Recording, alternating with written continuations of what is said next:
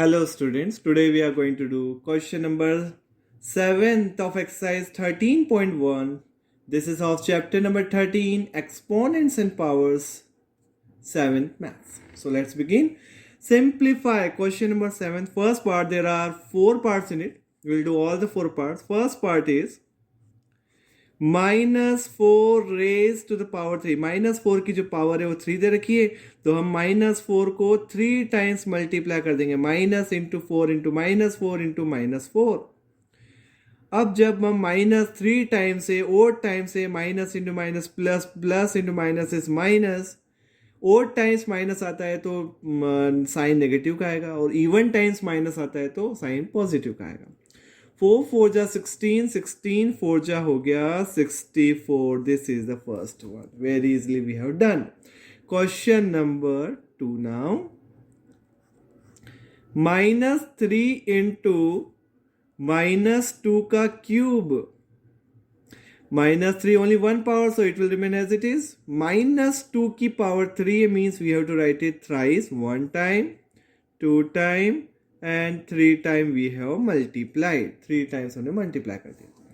Now multiply. How many time minus? Just count minus. 1, 2, 3, 4. 4 times minus is there. That means answer will be in positive sign. 3 2 ja 6, 6 2 ja 12, 12 2 ja 24, plus 24 or only 24 is the answer. Now we'll do the third one.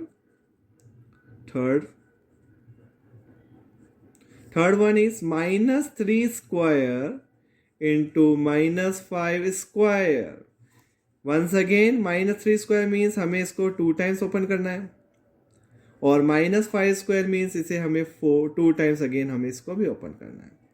अब first count how many minus. 1 2 3 4. 4 times minus. अगर even times minus आते हैं तो हम उसको positive answer होता है. 3 3 जा 9, 5 5 जा 25, 25 9 जा 225.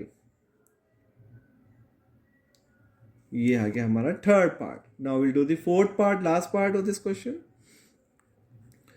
What is fourth part? -2 cube into -10 cube.